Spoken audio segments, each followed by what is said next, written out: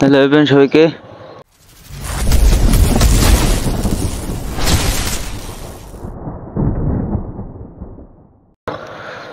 কেমন আছেন? আজ যাচ্ছি বনাইদি অফিস যাব। দিন পর ওদের সাথে দেখা।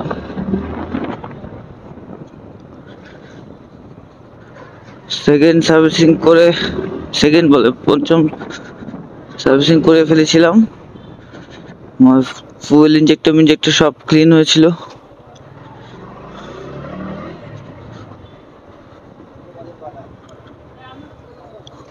একবার তো বের হওয়া একটা প্যারা।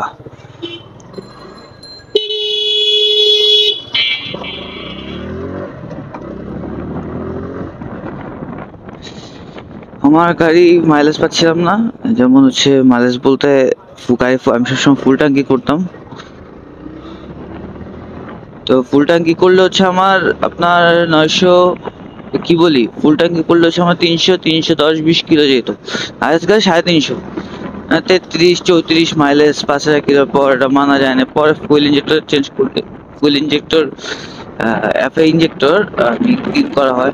এখন দেখি, এখন প্রথম দাগে পাচ্ছি 76, এখন আল্লাহ জানে কাজ কি হয়েছে কিনা। বাট জিক্সার তেল বেশি খাওয়া, এফআই এ তো তেল বেশি খাওয়ার কথা না। যেটা অনেকদিন পরে আবার দেখা আপনাদের সাথে। সবাই কেমন আছেন? আলহামদুলিল্লাহ ভালো আছি। অফিসে লেট হয়ে গেছে, রাফ টানা লাগবে একটু।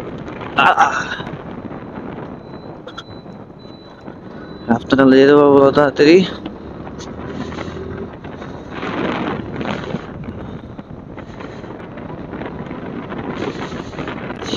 প্রথম দাগে 76 মানায় যায় না তেলে। দেখি কি হয়। মালিক তো ওই দিন যেদিন সার্ভিসিং গেলাম, শর্টস আপলোড দিলাম, ওই দিন দেখলাম একটা আপনাদের 250 সিসি গাড়ি বলতে গেলে শুধু হচ্ছে আপনার পিছন চাকাটা একটু মোটা, ব্যাক চাকাটা মোটা, আর হচ্ছে সাসপেনশনটা আমাদেরটা থেকে ফার বেটার সাসপেনশন, পিছনে আপসাইড ডাউন সাসপেনশন। আর হচ্ছে কি আপনার 250 তো 250 সিসির উপর কোনো কথা নেই, কিন্তু কথা হচ্ছে যে গাড়িটা গুড লুকিং, অনেক সুন্দর।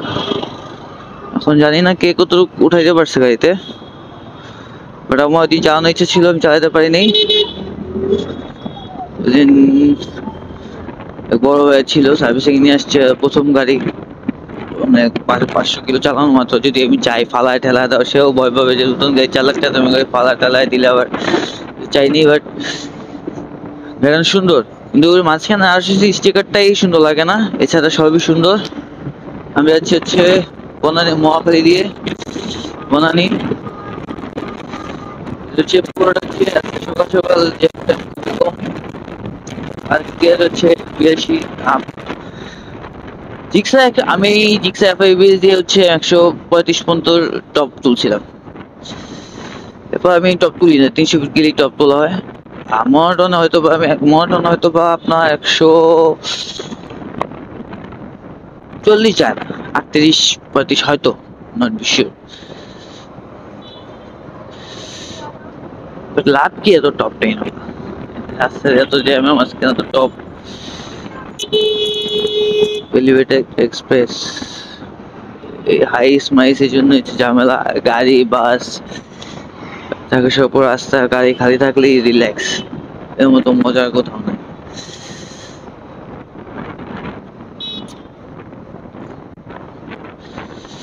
ঠিক স্যার, সেম। এটা মনে হয় বেশ না।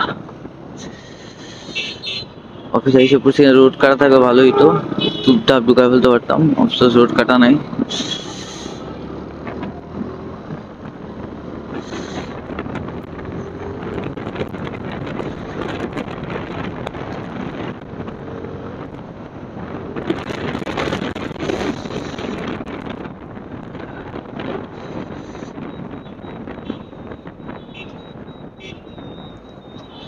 সচরাচর গাড়ি টানি না, আবার যখন টানি আবার ছাড়িও না, যে কোনো গাড়ি হোক না কেন, কোনো পেন নেই, চিল থেকে গেলে গাড়ি বাইক যেটা জিক্সা 250 সিসিটা far better for Gixxer FI ABS 155 CC, but হচ্ছে গিয়ে 250 সিসি মেনটেনেন্স খরচটা বেশি। ফার বেটার হবে অবভিয়াসলি, এটা হচ্ছে 2 লাখ এখন 72 চলছে, আর হচ্ছে 4 লাখ টাকার বাইক 250 সিসি। বাট আমার কাছে মনে হয় 4 লাখ টাকা দিয়ে আপনি R15 নেওয়াই ভালো, বা জিএস এক্সাস সেকেন্ড হ্যান্ড বা নিউ নেওয়াই ভালো। 4 লাখ টাকা দিয়ে নেকেড বাইকের ইনভেস্টমেন্ট আমার কাছে যৌক্তিক মনে হয় না। যদি এটা 3 লাখ আর 30 তো থাকতো, আমি এনাফ। যেমন পালসার N250 এরকম যদি থাকতো, পারফেক্ট প্রাইসে থাকতো, পারফেক্ট সেলে হইতো। এখন যা নিচ্ছে শখে নিচ্ছে 4 লাখ টাকা দিয়ে, কদিন পর হয়তো বা দাম কমতে পারে, বা জিক্সার ক্ষেত্রে দাম কমে না, অবশ্যই দাম বাড়ে। তো আমার হিসাবে যে পার ভালো হচ্ছে R15 উপর গাড়ি নেই কি, মানে 4 লাখ টাকা দিয়ে আপনি R15 নিতে পারেন, কয়েক কয়েক লাখ টাকা বাড়ায় আপনি রিল্যাক্সে R15 নিয়ে নেন, ঝামেলা শেষ। কিন্তু আর নেকেড বাইক আমি 4 লাখ টাকা দিয়ে কেন কিনবো? আমার তো পাগল টাকা মানে, আমি যেরকম বাইক দেখছি আমি হিউজ ভালো হবে, মানে সুন্দর আছে গাড়িতে, মজা আছে, ফিল আছে, সবই আছে। কিন্তু আমার কাছে যখন প্রাইস রেঞ্জটা দেখি তখন আমার কাছে একটু আফসোস লাগে যে 4 লাখ টাকা দিয়ে এত ভাই মানে এত একটা বাইক 4 লাখ টাকা দিয়ে কেমন দাও নেকেড। তো অবশ্য শখের উপর, শখের জিনিস 80 টাকা তোলা, শখের উপর কিছু নেই।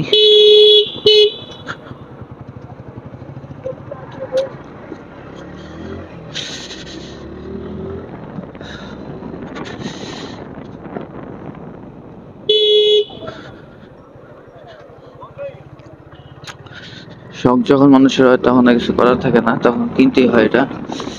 যেমন আমার শখ হয়েছে তখন আমার অনেকে অনেক বাইক দেখাইছে, অ্যাভরেজ দেখাইছে, পালসার N60 দেখাইছে, বাট আমি নেই।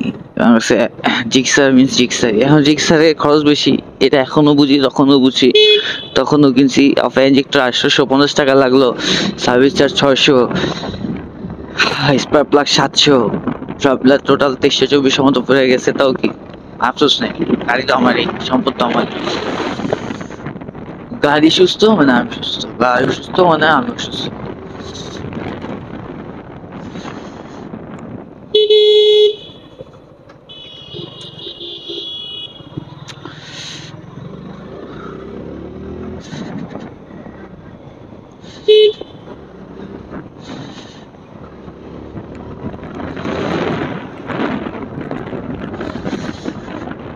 Gixxer tan use far better for others commuter naked bikes.